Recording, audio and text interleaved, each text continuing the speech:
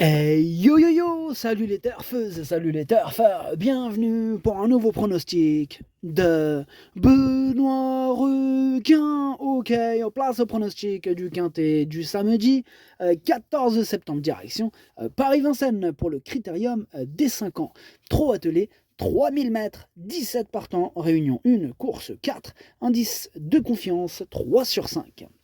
Petit retour sur le quintet de ce jeudi, il y a eu du trouble fait à l'arrivée. Et cette vidéo, j'attends avant l'arrivée du quintet de ce vendredi, je reviendrai dessus demain. Ok, c'est parti, on commence le pronostic, on commence avec le numéro 1, Jolie Poupée, on écoute l'entraîneur Jean-Michel Baudouin. Écoutez, Jolie Poupée a terminé sur le podium du prix Louis Jariel avant de confirmer dans le jockey. Elle a réalisé une très belle ligne droite après avoir été préservée un maximum dans le parcours. Elle est toujours aussi bien. Il lui faut venir de derrière et pas faire trop d'efforts dans la montée. Je signe pour la 5e place. Ce numéro 1, on commence fort. Hein. C'est lui mon gros regret. C'est lui mon cheval de complément en cas de non partant. Donc attention possible, cassage en vue. Il me fait vraiment peur ce numéro 1. Pour le coup, c'est même lui qui me fait le plus peur de tous les autres que je n'ai pas retenus. On passe au numéro 2, Jabalpur, ou Jabalpur, comme vous préférez. On écoute Alain et Arnaud Chavat.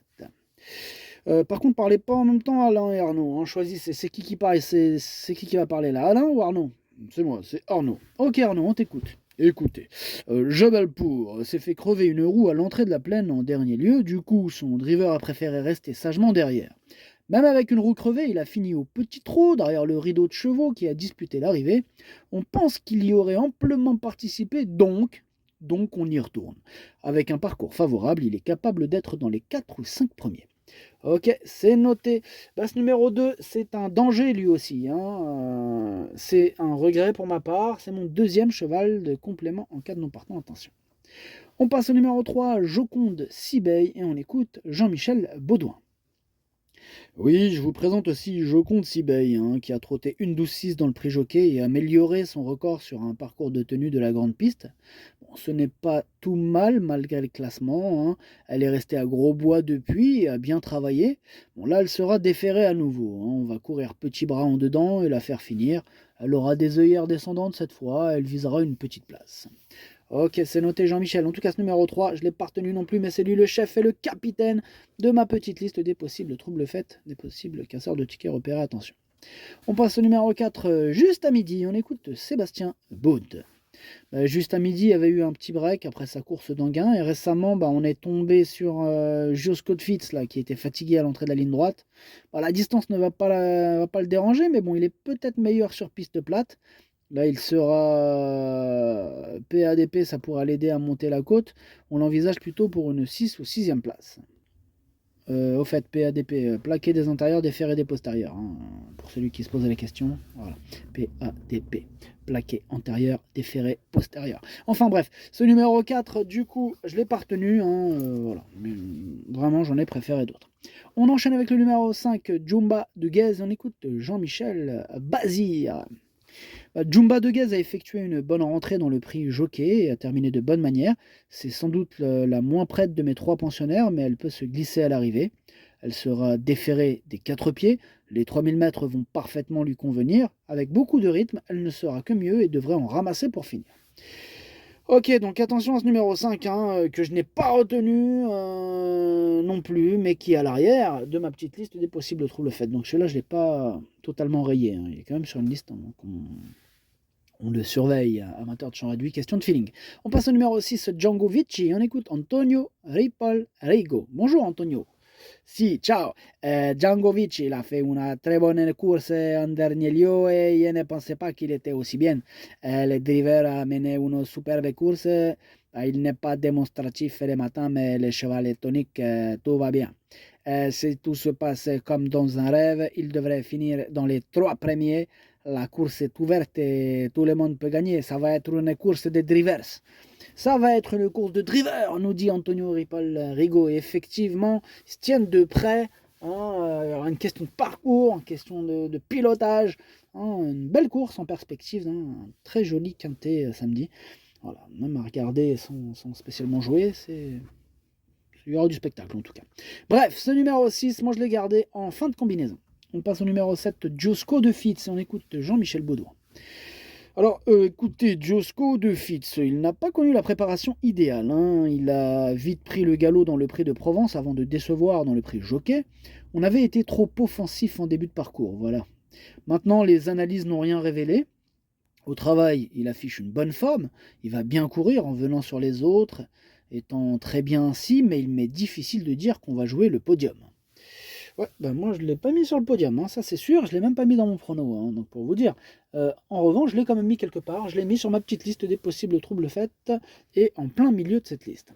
On passe au numéro 8, Jazzman de Bayeul, et on écoute Erno Zirmet. Jazzman de Bayeul, il a fait une très bonne course dernièrement avec un bon parcours de préparation. Il a pu montrer sa pointe de vitesse et nous a conforté dans l'idée qu'il était prêt. Ses derniers travaux étaient parfaits, il a repris de la fraîcheur, hein, ce qu'il aime. On part avec la confiance d'un cheval en forme. Il va être plus à l'aise sur les distances, on espère qu'il va monter sur le podium. Ils sont nombreux à viser le podium, en tout cas lui, j'y crois pour le podium, étant donné que je l'ai mis sur le podium, je l'ai mis troisième. On enchaîne avec le numéro 9, Jasper Descharmes, et on écoute Jean-Michel Bazir. Écoutez, Jasper Descharmes, il a très bien tenu sa partie dans le prix Jockey à la 4e place pour son retour à l'attelé. Il sera déféré des 4 pieds cette fois, cela l'améliore. Physiquement, il a très bien pris sa course, il affiche une forme optimale. Les 3000 mètres ne vont pas lui poser de problème. Avec une course très rythmée, il ne sera que mieux. Il peut disputer activement l'arrivée. Ok, c'est noté, Jean-Michel. Ce numéro 9, je l'ai gardé, mais plutôt en bout de combinaison. On passe au numéro 10, Jack Tonic, qui en écoute Théo Duval d'Estaing. Jack Tonic, il a volontairement fait l'impasse sur le prix Jockey afin de garder un peu de fraîcheur pour ce critérium. Là, plaqué d'ordinaire, il sera déféré des 4 pieds pour la première fois. Il a réalisé de très bonnes prestations au printemps, gagnant son groupe 2 avant de confirmer cet été. Les 3000 mètres vont lui convenir, c'est un sujet froid qui suit tous les trains.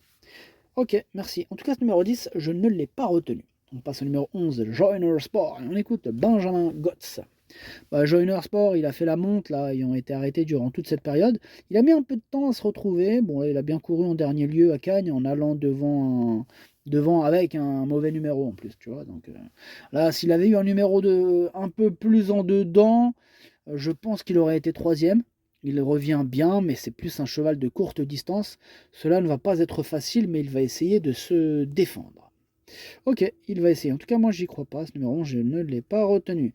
On passe au numéro 12. J'aime le foot. On écoute Antoine Lérété.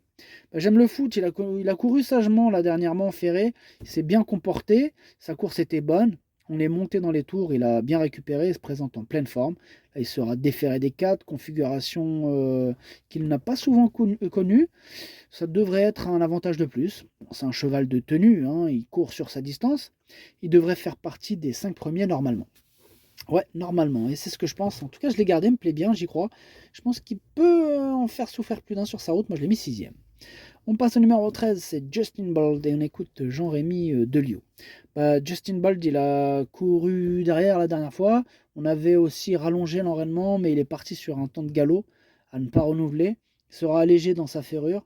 On remet aussi les œillères et le débouche-oreille. Il a une bonne chance d'être dans les 3 premiers. Ouais, c'est même une première chance, hein. Il peut tous les battre, ce numéro 13 que j'ai carrément mis deuxième.